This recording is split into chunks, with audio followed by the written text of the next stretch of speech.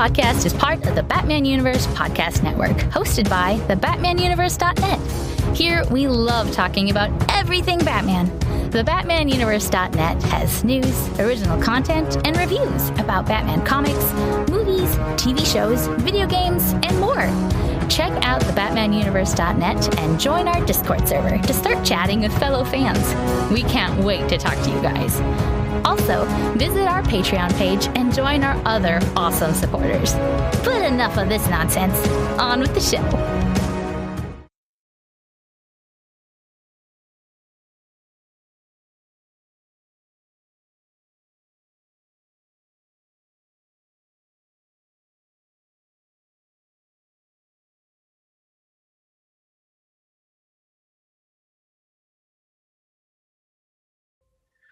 Hey, Bat fans. You're listening to the Batman Universe podcast. We're your hosts, Scott, and BJ. In today's episode, we have a little bit of news to cover, and then we're diving into the first two episodes of The Penguin, the follow-up miniseries on Max that picks up right after the end of the 2022 film, The Batman. For this discussion, we'll try to keep it relatively spoiler-free. We'll try to do warnings if we are going to give a spoiler, and give our overall thoughts, feelings, and first impressions. Starting with the news, it's a big week this week for Joker fans. As of this recording, we are only a few days out from the Joker Fall Adieu release, which debuts on October 4th, 2024. I probably pronounced that wrong and butchered it. It's just something I do. I'm not very good with my French. This follow-up is described as a musical psychological thriller, and early reviews are slightly above the middle ground right now. Last time I checked, like 60-ish%, somewhere in that ballpark. So some people seem to love it. Other people are a little on the fence, but seems like the buzz overall might be waning. BJ, are you excited for this? You planning to see it? I am planning to see it, but I would say I'm not too excited for it. I'm not the biggest fan of the first film. I understand that it's like a well-made film and everything like that, but I don't know. It's so loosely connected to being a comic book movie to me that I'm like, I almost dismiss it in that sense. But I will see it just because I'm sure we'll talk about it or do something like that. So that's why I will see it, but other than that, I'm not going to be sprinting to the movie theater for it. Okay, that's fair enough. Yeah. I was going to say, the way you described it as a well-made film, but kind of not your thing, it made me think in my head the A24 of superhero films. Yeah, maybe. I just think that first one, I mean, call it clown, set it in New York, and take out the Waynes, and you have the same exact movie. It's so loosely connected by the thinnest of threads to comic book movie status. That's fair. Have you read any of the early reviews, or are you abstaining?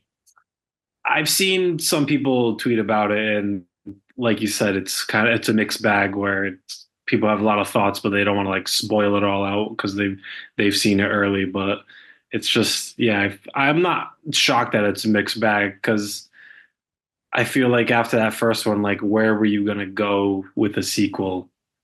Really, it didn't really lend itself to a sequel. I think it's only getting a sequel because it made, so much money. Yeah, so hit the billion mark. Yeah, I mean, yeah, hits the billion mark. You're gonna get a sequel, but like the musical psychological thriller, that's a category I've never really heard of. So I think it'll be interesting. At least I think. I mean, I like the idea of the category. It's just I don't know if I'm going to see it. I guess so. I'm not running out to see it. I mean, I think my problem is I'm not really fond of Todd Phillips as a director, and I don't think the first movie is as deep as people will lead other people to believe. I think it's actually pretty hollow, personally. Mm-hmm. I can see that. And I'm also on the fence of, like you, it's very loosely attached to the whole Joker Batman universe thing. And it feels more like a lesser quality remake of two Martin Scorsese films I actually really love, which puts it in a kind of a bad spot because I like those movies a lot. And then there comes Joker, and when I think about it, I'm like, maybe I'll just go watch, The King of Comedy or Taxi Driver No, or something. no, yeah, that makes total sense. Yeah, you can definitely see like the homages to those movies in the first one. And Yeah, I mean, wasn't there like rumors that like Scorsese was gonna like be a producer on the first one or something like that? It was I like, I think so. And I mean, they got Robert De Niro, who's in both of yeah, those films as the lead. yeah, So, clearly, and you know, Joaquin Phoenix plays his role in The King of Comedy, and Robert De Niro is playing the role of Jerry Lewis in The King of Comedy. They kind of had that reversal there. So, yeah. but yeah, we'll see what happens. We'll see how the weekend goes and what the general audience feels about it come Sunday. Other news we have the Batman Resurrection novel by John Jackson Miller is set to debut this month on the 15th.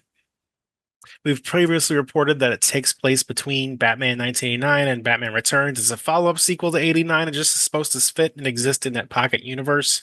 Not sure if it also takes into account the comics or not. I kind of doubt it. But the only other real news with that we have an update on is we've learned within the last week or so that it'll feature a Burtonverse inspired take on Clayface, which is kind of exciting. So I probably will check that out. I'm actually excited to pick that up and read it. Can't get enough of that Keaton Burton verse. Yeah, that's definitely such a renaissance these last few years of Burton and Keaton and everything from those two films especially. I mean, yeah, this book sounds interesting. I'll try to pick up a copy. Yeah, it could be fun to talk about in a future Yeah, episode. Probably give it a little time though, so we can read through it. yeah, sure, But sure. um, the last bit of news we had, which just broke a few hours before we started recording, so right in under the wire, 0 hour. We have a new animated feature film announcement from Warner Brothers. Today, James Gunn announced the release of Dynamic Duo, which will be a film that will be dropped in theaters. So that's kind of cool. It features Dick Grayson and Jason Todd. So two Robins. We don't know much more about it. We don't know if it's connected to anything. It most likely won't be connected to the Batman universe. Seems highly unlikely. If it's connected to like the DCU and what's going on with their other film slate, that's a toss up. Big question mark in the air there, but it's been described as a mix of animation, puppetry, and CGI, which is kind of enticing. I'm not quite sure what that means, but part of my brain goes to those puppets where they put the human mouths over them, and I just hope it's not that. Yeah. So yeah, like you said, this broke a few hours ago. The way I read it is that it is going to be part of the DCU, the Gun DCU, and that it's almost going to be a prequel to the Brave and the Bold film, which we've heard, nothing about really, for a long time.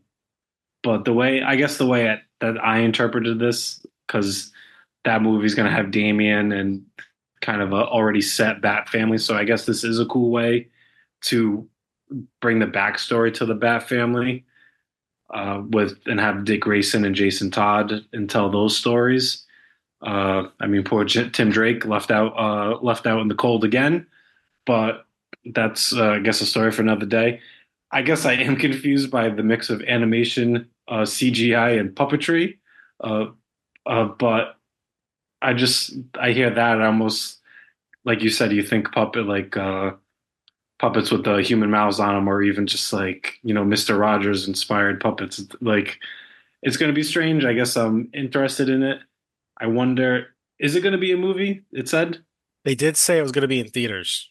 Oh, okay. So So what I that am. means, I don't know. But I mean, I it could guess be a they'll have limited some event. money. Yeah, they'll have some money behind this at least.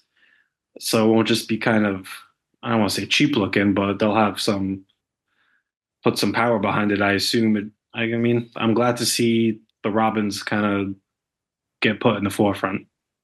Yeah, totally. I'm curious or cautiously optimistic on this. So I want to hear more because I feel like you can go a bunch of different ways. You could just do like a team up fun movie, which it seems like the DCU has been described as more fun and a little more upbeat. But you could also take this a totally different direction if it's connected to Brave and the Bold and make it a movie about Jason Todd's death. I don't know. And maybe Dick Grayson separating from Batman. Who knows? Like, there's so many different ways you could take that. This is all just like throwing darts at the board, but excited to learn more. So that leads us to our main topic of tonight. We have two episodes released for The Penguin. First episode was called After Hours. Second episode was Inside Man. And, we are off to the races with the Penguin show. First episode started with a murder right off the bat, which really sets off Penguin's plot to grab as much control of Gotham City as humanly possible.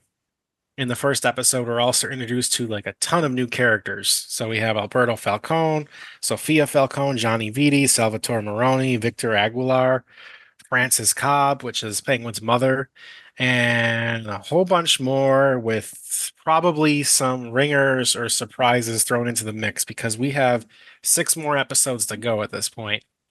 BJ, what are your overall impressions of the show so far? I really like it so far. I just watched the second episode today, but I'm into the show. I think it's hitting. It's exactly the vibe and tone we expected.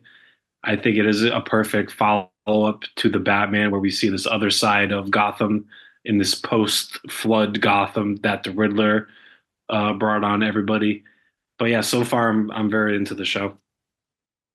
It's funny because we usually agree on a lot of stuff. I am going to disagree. Really? All right, here we Yeah. go. So I don't hate it.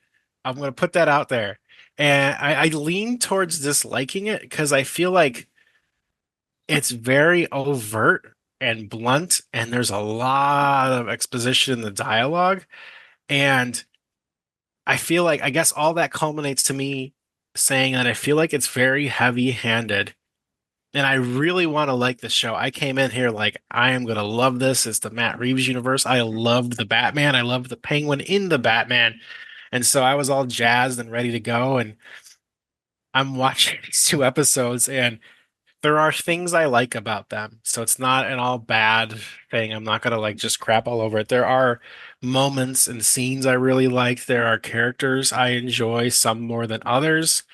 And I feel like at this point, I'm kind of on this ride, and I'll stay on this ride because I want to know more about the world building.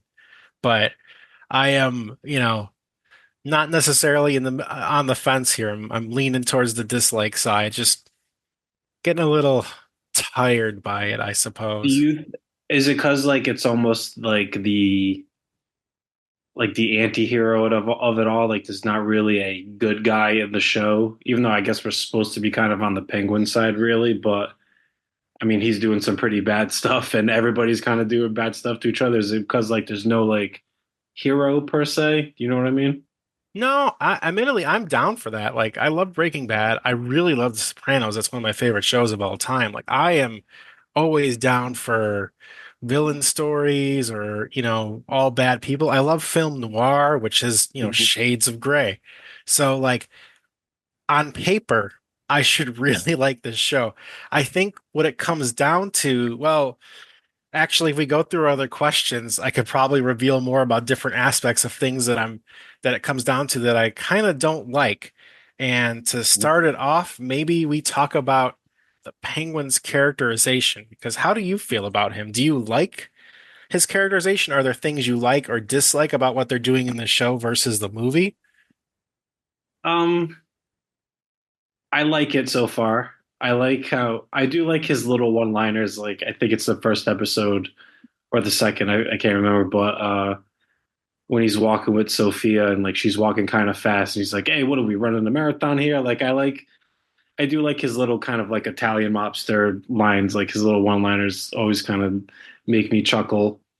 I think compared to the movie, obviously we're spending more time with him and we kind of just see him in bits and pieces in the movie almost. I feel like a lot of the times in this, he's like, I always did like what Carmine wanted. He was always hyping up Carmine, but like you called him a dirty rat, like in the movie, and was prepared to shoot him. So I don't know. I guess I can. It's almost kind of a little rewrite a little bit in my eyes, but so far I'm all right with this Penguin. Yeah, I like the jokes. Like I do like Yeah, those jokes. There are bits I think he talks way too much.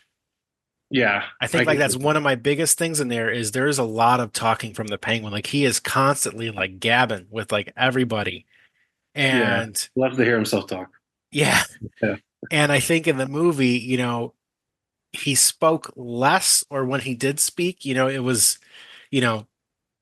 wasn't for that much time. So they crammed a lot of like really good juicy morsels and like lines in there. And this is just like he's like telling everybody everything, promising like the moon to everybody to try to get what he wants. And it's just I feel like the characterization to me is not like I feel like Penguin would be quieter and would be delegating more tasks for like plausible deniability a little more instead of like being on the front lines, just like, yakking it up with everybody. yeah, I could see that because he's. I feel like the first time we saw him in the Batman, he was more in the shadows almost and kind of plotting his own way. But yeah, he's here. He is definitely in the forefront and everything. Like he's going out on like the runs and everything, like all those the big drug deals and everything like that. But yeah, I definitely know what you're saying. Yeah, and it's interesting because I don't know. I guess I don't really have much more to say on that. I will say, out of something I like about him is I really like the dynamic between him and his mother because she's popped up in both episodes so far. And I think it lends to his personality and the way he looks at the world, this relationship he has with his mother. I don't want to like spoil it too much, but that is working for me when it comes to his character. Yeah, he could definitely get. I think that's almost a trope too, like the big tough mobster is at his heart, a mama's boy. That was like a big part of The Sopranos. Yeah. Am I correct in that? So like Yeah. we definitely see like that vibe here, and he'll kind of do anything for his mother, and like he kind of gets like pumped up by his mother almost, even though she's got dementia and things like that. But he's still like she kind of in that first episode she really kind of lays into him a little bit and lets him know that he should not be trampled on or anything like that. Yeah, she's pretty mean to him. Yeah, My, yeah, I feel like between the two episodes, she's pretty mean. And yeah, that is very Sopranos like. But oh, I remember what I was gonna say now. It was a lot of the things he's doing in the show, it seems like they're like last minute reactions to things. Like he plans for something, it doesn't go right. So now he's like scrambling to recoup. And I feel like that happens a lot. And to me, it makes the Penguin feel a little bit like a goofus, yeah. you know, and so that's He's part pretty of it. brazen. Like in that second episode, towards the end, like the way he just, I thought he was gonna have a different plan. Like Yeah. I know we don't want to spoil anything, but Yeah. he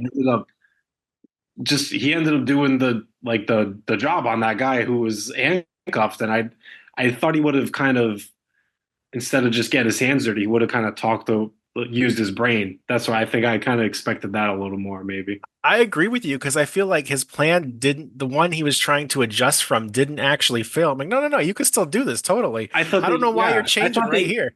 yeah, I thought he easily could have just still gone with his original plan, Yeah. but he didn't. So that'll get revealed in the next episodes. I don't know. Yeah. It Maybe was there's context mixing or there's something they cut. But yeah, that was another thing. It kind of racks up to where at the end of the day, how I feel about his characterization, it is kind of, all over the place. It's very reactive.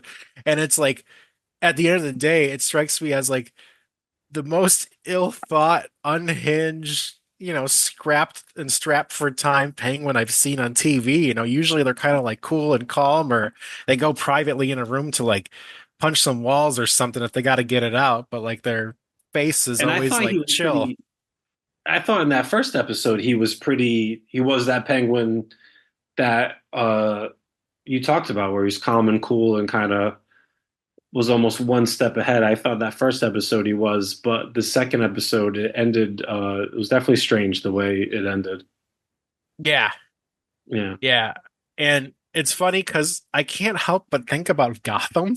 And like, while I was never a Gotham fan, and for the record, I like the Penguin so far much better than Gotham. So we're not all gonna, right, that's good. that's, I think we would have that's, had problems if that flipped. but the one thing I liked about Gotham is I thought Penguin's story overall was pretty good. And I loved that characterization. And that to me is like the conniving, trying to make a name for himself Penguin that I want to see more of. That kind of attitude where he's just, he's like unhinged and unstable, but it's always like, you know, cold and calculating, and it doesn't seem like he's dropped the bag at any point.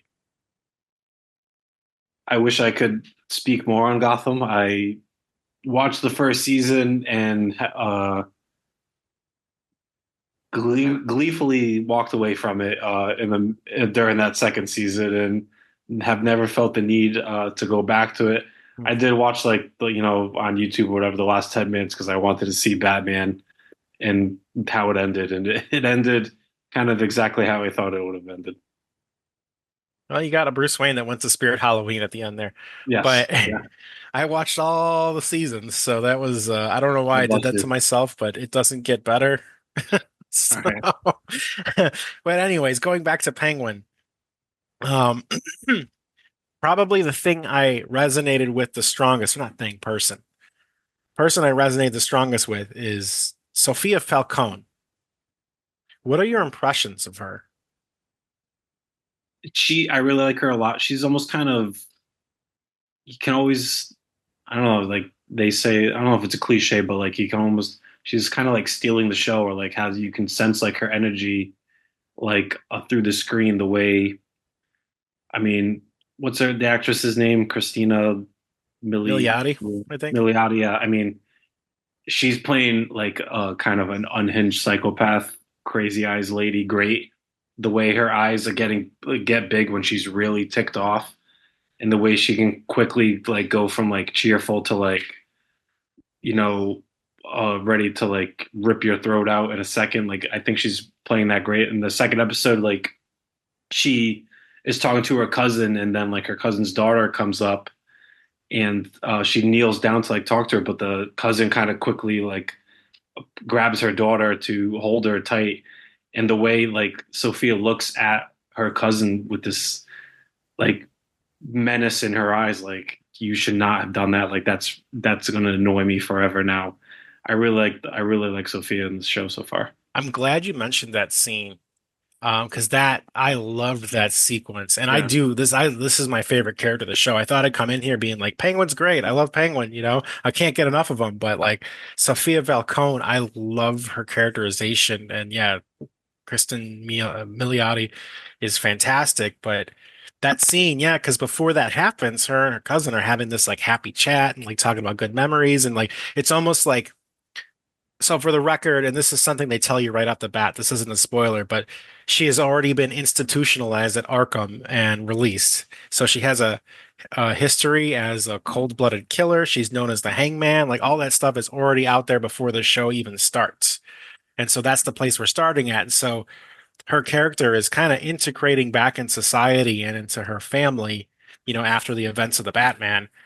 And I think that is the strongest part of this show. I think it's really well done and it's interesting because you don't really know where she's going to go or where she's thinking. I feel like several times throughout the show, you're like questioning whether she believes certain people or not, whether when she talks to Penguin, if she believes and trusts him or not, or if like you don't really know what's going on there in her mind.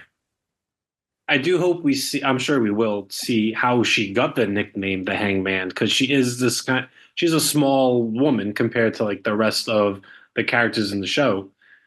Uh, so I do kind of want to see like what she did and all that, like what got her locked into Arkham. I assume we're going to see that in future episodes, but I'm intrigued to see that.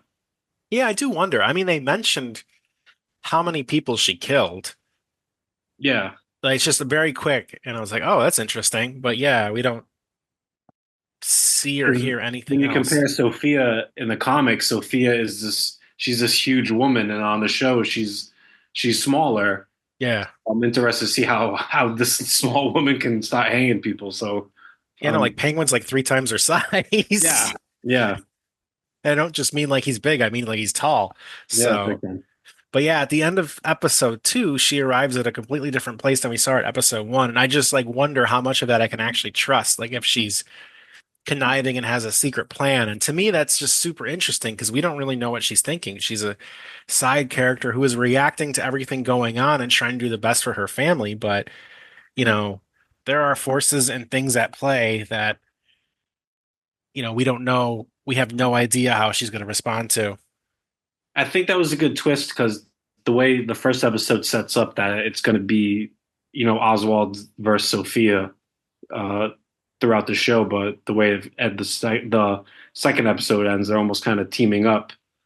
So that's going to be a fun dynamic. Yeah. And we have Salvatore Maroni in here. We don't really, he's there. We haven't really seen much with him. We don't really know how that's going to play into it or if there are other characters that are going to pop up. We do have a guy by the name of Victor Aguilar, who is Penguin's de facto right-hand man, so to speak, and how he appears and how he gets integrated with the Penguin. I feel like it's kind of the soul and heart of the show. It's one of the other things I feel like is really strong about it is Penguin kind of gives a speech at the very beginning of episode 1 that ties into how he sees himself or how he would like to see himself. And then you have this Victor character who fits into that mold of what Penguin wants. And so I was wondering, like, how do you feel about that characterization? Do you like Vic? Do you feel like maybe he doesn't belong or kind of a dumb side character? I'm into Vic. I think he's there as the way Penguin looks at him. He sees himself in Vic because when he first when Penguin first comes across Vic, like Vic's with his boys, ready to jack up Penguin's ride, his purple car. That's a little comic book shout out, probably with the purple. But and then he puts a gun on him, but Vic has a stutter, and you see it throughout the first couple episodes. So I think and then Penguin kind of softens to him a little bit, where obviously Penguin has been made fun of, and this version of Oswald is not he's not that gentleman of crime. He's scarred. He walks with a big limp. We see him take his shoe off. Uh, so goes physically, he's not, the best looking guy. But and then he sees in Vic, I think he sees a little bit of himself, like this person who's got I don't want to say a disability or something like that, but just something that wouldn't make him fit in as the head of a crime family or a criminal or anything like that. So I think that's why he wants to take him under his wing. So I like that little friendship. Yeah, and I mean they came from the same neighborhood, Yeah. growing up, and so there is that connection. And then obviously what Riddler did to Gotham City devastated a lot of neighborhoods, including Victor's. Like that's stuff we all learn up front. Do you feel like so Victor Aguilar hasn't appeared in the comics before? He's not a comic book character. He's new for this show. But do you feel he has a connection with a character? Do you think he's a ringer for someone else and will be revealed at a later time? Like maybe he takes on a new identity or becomes a character people kind of know and love, or maybe don't love but revile. No, I really don't. I really think he's total creation. What about you? What do you got? What do you got cooking up in there? I mean, it probably seems kind of obvious, but I'm kind of secretly hoping that he turns out to be like a Victor Zaz or something. He just Okay. adopts a new name. Like maybe his story arc is he's got this kid, he's this kid with this stutter being introduced to this whole world, but by the end of the season, he's just like this, you know, brutal, cold-blooded killer who like likes it. I can see that. I do. The first episode obviously ends like they're sharing a slush puppy, Mhm. Penguin and Vic. I thought it was strange. Like, go back to the second episode and kind of the wackiness and campiness of it. But their plan is Oz's plan is to Hold on. plant. We'll do spoiler warning there. Okay, all right. Yeah. Spoiler warning. Spoiler warning, you may want to zip ahead like a minute or two. Yeah. and then come back. But just so you know, spoiler warning begins now. Yeah. So, like I said, their plan is to plant these diamonds in Johnny Viti's car. Am I right so far? Yeah, Yeah. At this funeral, at this wake they're having, where everybody's there, and so Penguin wants Vic to sneak into the car. Somehow he gets into the car just by opening it. And I don't think he even had the keys or anything, and just kind of leave these diamonds there. But he immediately gets caught, and then all like the henchmen kind of come running out, and then Vic takes off, and then calls Penguin, and that's when Penguin ends up flipping his plan to. He was going to have this kind of doped up guy rat out and say that Johnny Viti's the rat of the family, which and then but once he knew that the diamonds weren't planted, he ended up just killing the guy. But I felt like he still could have just went with the Johnny Viti part. He didn't even need these diamonds to begin with. right. So it was kind of a little bit goofy in there, kind of Scooby Doo almost. Yeah, and that's what I mean. Like with the things that are just like where I feel like Penguin's kind of a goofus is like that, is like a big moment. I'm like, why? We don't Yeah, need and then this. later Just go he's with your like, plan.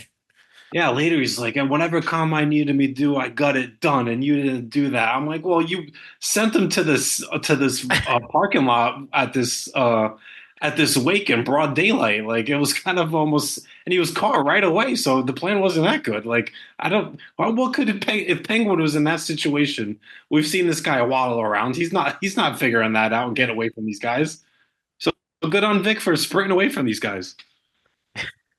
That's the other thing. Penguins waddle. Like Yeah, all it penguins does have seem had a more waddle. pronounced. It It is. does It seem is more pronounced, right? intense. Yeah. Yeah.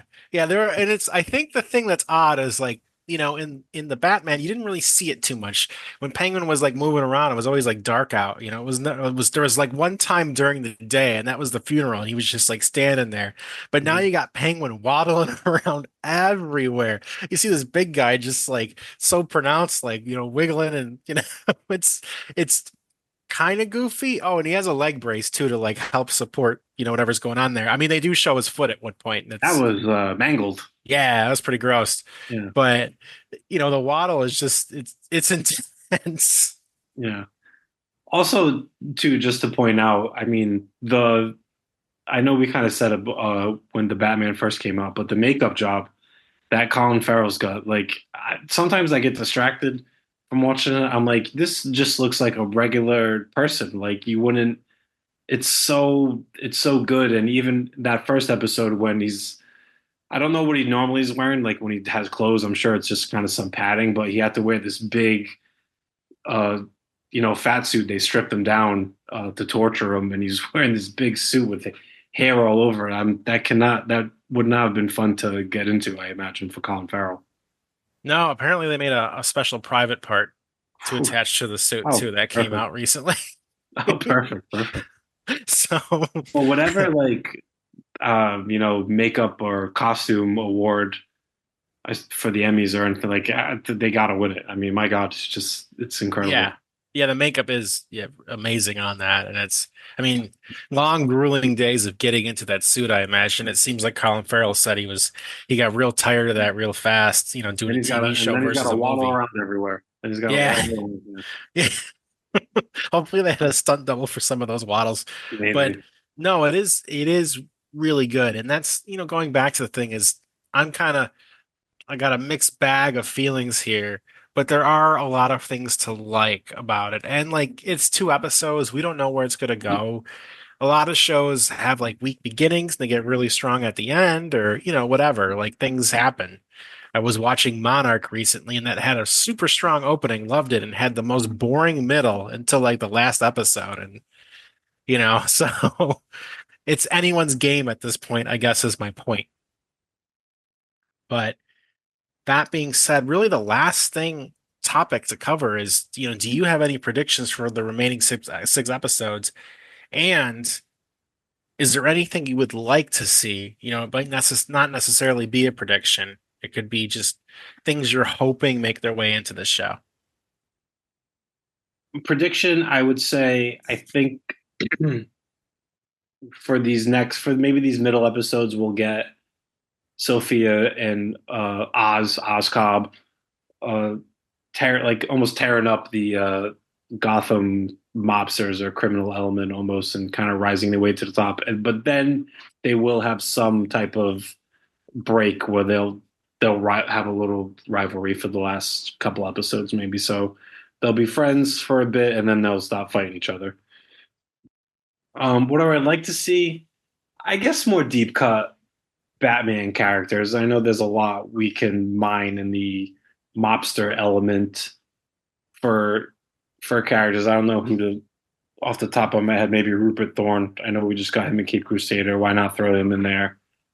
I mean, they are a lot of characters from Long Halloween and Dark Victory have popped up. Johnny Vitti, he was in that. I think Milos is one of. I think he's kind of the little short guy who's always with Johnny Vitti. I think he's from the comics. But yeah, just maybe some more comic characters. Yeah, it would be nice to see maybe a calendar man.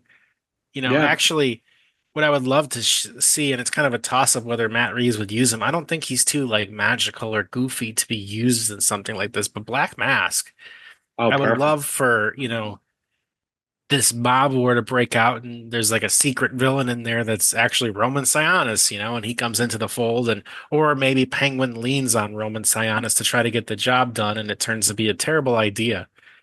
Oh yeah, I could that he would fit right into this Matt Reeves grounded world. Yeah, something I love to see, but I guess each episode runs about an hour, so we have So six far we've only hours. gotten yeah. So far we've only gotten. Did we get any? Have we gotten any? I think we got one Batman reference in the first episode where they kind of mentioned him on the news. They say Hmm. like the vigilante Batman, I think, but nothing in the second. I wonder if we'll get any more just references. Like you figure, like these mobsters sitting down together, you think they reference like, oh, this, the goddamn bat's out there, and he's kind of messing up everything up. But they haven't mentioned them that much. Well, I think because things are happening so fast. Like there was a part in episode 2 where I thought something took place over a couple days, but it took place in the span of like a few hours. And that threw me for a whirl where I was like, well, really? Like that was only just like 5 hours or something? Yeah. The Yeah, difference. So it seems like what's happening, it's very short amount of time, but I feel like the Batman movie was kind of like that too. It was only a week, really. yeah, that was like a week. This does pick up literally right where Yeah. the movie ends, so I think that's that's good. That there's not this year, in between where the Gotham is rebuilt. I think it's cool to see how they are rebuilding Gotham. We get a few shots of damaged highways and things like that. So that's good to see that there is some money like put into this, like for those type of shots. I don't know how they're filming those. I assume green screen or something. I don't know. I'm Yeah. no expert, but I think that's good. The one thing I guess I would like to see more of is the greater world. Maybe not necessarily Batman, but like more about like Bella Real, since she's the new mayor Yeah, we got and her. We got her quickly at the beginning. maybe more Arkham. And I'm assuming we probably will. We'll probably get some more flashbacks or something with Sofia Falcone. I just imagine it's just a matter of when, not if. Yeah, I feel there's definitely a full Sophia episode where it's her journey in Arkham and everything like that. And we see her like because she's freshly out of Arkham in this, Yeah. and like whenever she's around food, I mean she's shoveling that. She's not even using a utensil or anything. So that's a cool little, character trait there, I guess, where, she's so used to like she probably had I assume Arkham does not have the best meal plan. But now that she's out, she's kind of doesn't need a fork or knife. She's using her hands. Everything's I hands. thought she did that on purpose though, because they're at that party. And Yeah, this is spoilerish discussion. It's just a character trait. It has nothing to do with the plot for the record for anyone listening. But they're at that party and those people are like talking about her behind her back and I think she did that on purpose just to like gross them out where she's just yeah. like grabbing things and then she like spits that one thing back out. I think when she has like lunch with Penguin in the first episode. I think she's kind of she's not exactly doesn't have the best table manners, and Yeah. he's just kind of sitting there looking at her, kind of funny. But yeah, that definitely in that at that wake or whatever, a lot went on in that party. Yeah. That wake for Alberto, but not a big celebration of life, I guess. It was No. a lot going on. But yeah, she definitely did that on purpose because you could see like people the way they react to her, and even like her family. Who is it? Her uncle? That's her Carmine's brother. Oh, Luca. And yeah, he's kind of Yeah. moved in, and the way he kind of treats her, like they all kind of walk on eggshells around her because they're this little, she's like 4 feet tall. They're all kind of terrified of her, and Yeah. so Yeah. he's Luca. the one that kind of almost shoos her away and says like, "Oh, go somewhere else," and like that's where she wants to team up with Penguin at the end. Now that you mentioned that, I forgot that we did get news that Mark Strong is playing Carmine Falcone in this. John Turturro's schedule didn't work out or something, so Mark Strong is playing him. So obviously, we're going to definitely get flashback sequences now. But Yeah, um, I mean, it's Mark Strong. It's what his third go around as a DC villain. yeah, I guess he gets passed around for each character. and then Superman. they got a photo of him too, and like him dressed up, with the look, with like the fake mustache and and everything on. So it's kind of funny to look at, but um. Yeah, Luca Falcone, that's a character we didn't touch on yet, but if there's anybody I want to get it on the show and just get gotten rid of, it's Luca. Yeah, I feel like they're portraying him almost like the Fredo of the Yeah. family, where he only got this position of power because Carmine died, and he was never even close to it at all. Well, Carmine and Alberto, Yeah. they both he was like he's so low on the chain that so many things had to happen for him to get that seat. Yeah. So hopefully in the next episode or two we can get rid of that guy Yeah, and get back I'm to sure, whatever the Maronis are doing. I'm sure Sophia's got big plans for him. Yeah. But that I don't have anything else. I don't know if you do. I feel like that covers the first two episodes. Yeah, I think I'm more high on it than you, which I think is good. But we'll see if you can come around, or maybe I'll drop down to where you are. Who knows? Yeah. Well, we got 6 hours. It's anyone's game. It's a true story. Yeah. So, for everybody listening, everything else Batman related, you can check it out at thebatmanuniverse.net. We have comic reviews, movie news, podcasts like this one, and much more. You can join our Discord. There is a link below for in-depth discussions, or if you want to speak directly at us, if you want to tell us how you felt about the Penguin, you can email us at tbu@thebatmanuniverse.net. If you like these episodes, please subscribe, rate, and share on the platform of your choice. And if you want to hear more from yours truly, you can find me on threads at writer_Scott. And I'm at Twitter at BJShay33. Reach out to me there. I'm down for whatever. Talk Penguin. Talk anything.